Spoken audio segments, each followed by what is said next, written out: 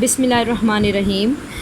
अस्सलामुअलैकुम स्टूडेंट्स, आज का जो हमारा लेक्चर है it is based on the use of conjunctions जो कि कंबाइनिंग वर्ड्स होते हैं और इनके यूजेज के दौरान जो भी कॉमन एरर्स ऑब्ज़र्व की गई हैं उन्हें हम डिस्कस करेंगे ताकि आप अपने एग्ज़ाम्स में जो है इनकी करेक्शन कर सकें। So let's start. नंबर 1 पे हम देखते हैं both Shazia and her mother were not present. अब आप ये देखें कि यहाँ पे जो बोथ है उसका इस्तेमाल गलत है। वो क्यों? क्योंकि both has a positive sense. तो जहाँ पे नेगेटिव सेंस हमें कन्वे की जा रही है यहाँ नॉट का वर्ड इस्तेमाल किया गया है, तो ऐसी सूरत में हम नीदर और नॉर का इस्तेमाल करेंगे क्योंकि हम कहना ये चाह रहे हैं कि शाजिया और उसकी वालिदा प्रेजेंट नहीं थी, ना शाजिया ना ही उसकी वालिदा। तो चूँकि लफ्ज़ ना आया, ना ही का वर्ड हमने इस सेंस यूज़ की, सो विल रादर से neither Shazia nor her mother was present. Next one is as he has to attend a meeting so he won't be seeing you. अब हम कहना ये चाह रहे हैं कि चूँकि वो एक मीटिंग अटेंड करेगा, उसे करनी है, इसलिए वो तुम्हें नहीं देख सकता, मिल नहीं सकता। तो अब इसकी हम करेक्शन में ये देखें कि एज़ और सो दो किस्म के डिफरेंट कंजंक्शंस, ठीक है, वो हम एक जगह पे इस्तेमाल नहीं कर सकते, ठीक है, एक ही सेंटेंस में।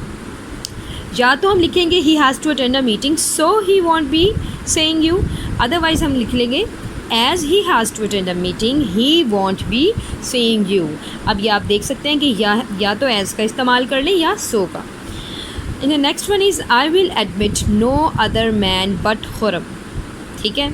अब आप ये देखें जहाँ पे नो अदर आ जाए ना, तो आपने ये जहन में रखना है कि नो अदर से आगे जो है हम इस्तेमाल में देन लिखेंगे, देखिए THAN देन, ठीक है।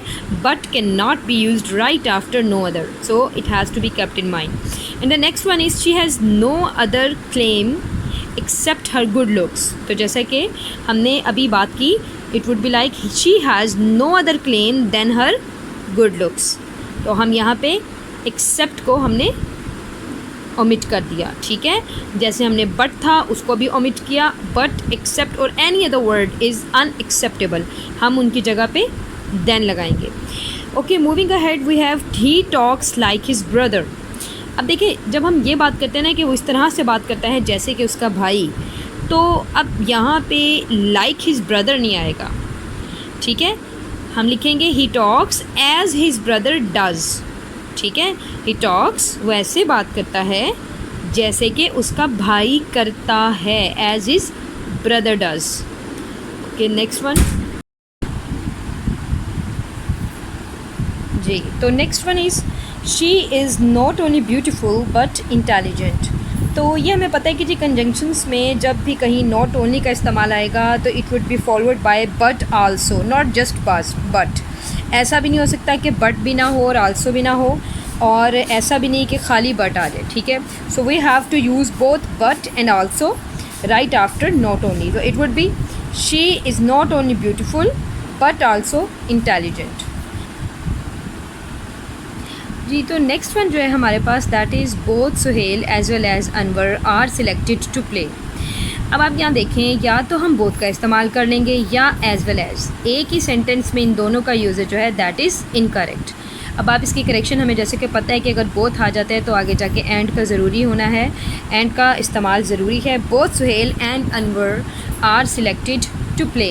इसकी करेक्शन हम ऐसे भी कर सकते हैं, Suhail as well as Anwar is selected to play. अब ये इज़ क्यों आया, इस पर हम आगे जाके भी बात करेंगे क्योंकि इसी तरह का एक जो है करेक्शन का जो रूल है वो हम फिर से भी डिस्कस करेंगे, ठीक है। अच्छा, उसके बाद मैं अभी बता देती हूँ वो इस तरह से कि ये चीज़ भी आपकी ज़हन में ताकि स्टक ना रहे। एज़ वेल एज़ का जब भी इस्तेमाल होता है तो आप देखिए यहाँ भी सब्जेक्ट होगा, इधर भी सब्जेक्ट होगा।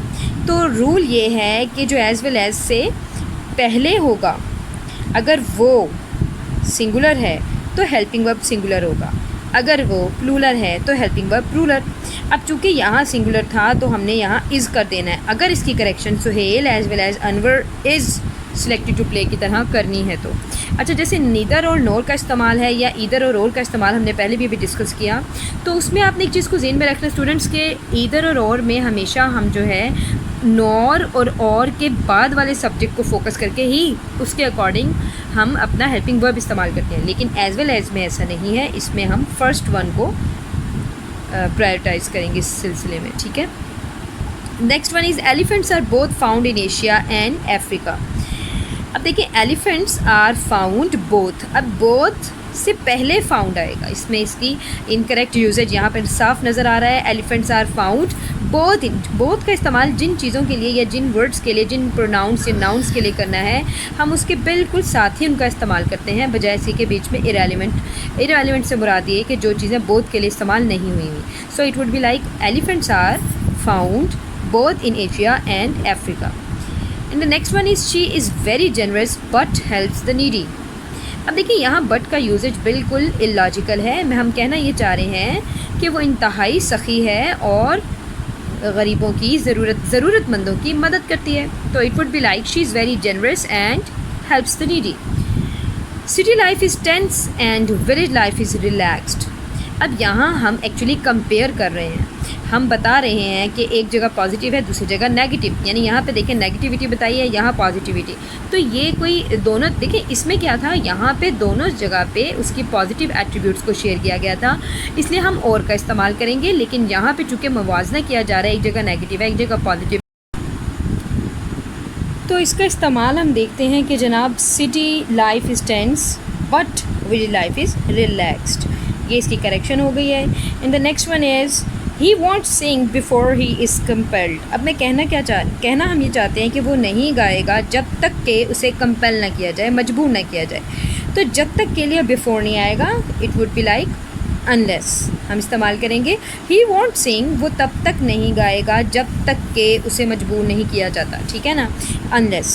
सो neither did I speak nor he spoke. अब देखिए जब हम यहाँ डिड इस्तेमाल कर रहे हैं तो इसी तरह का टेंस का इस्तेमाल हम नॉर के बाद भी करेंगे, इनमें डिफरेंस नहीं होगा, एक्सप्रेशन सेम रहना चाहिए। सो it would be like neither did I speak nor did he. अगर मैं ये लिखती कि neither I spoke nor he spoke, तो फिर समझ में आती थी बात कि वो तो करेक्ट होता है, लेकिन चूँकि यहाँ भी हमने डिड के साथ फर्स्ट फॉर्म यूज़ किया तो आगे जाके भी हमें वैसा ही इस्तेमाल रखना है। And the next one is I doubt that she will meet me. अब चूँकि मैं कह रही हूँ मुझे शक है कि पता नहीं वो मुझे मिलती भी है या शी विल मीट हिम, वो मिलेगी या नहीं। सो आई डाउट के बाद हम वेदर लगाएंगे, आया वो मिलती है, मिलेगी या नहीं। I doubt whether she will meet him, ठीक है, वेदर और दिस वेदर, इसमें ए का इस्तेमाल बहुत से बच्चे कर देते हैं, वेदर की स्पेलिंग में मिस्टेक होती है। एच ओमिटेड हो के ई ए होता है तो मौसम बन जाता है, एच के साथ सिंगल ई हो तो फिर वेदर आया।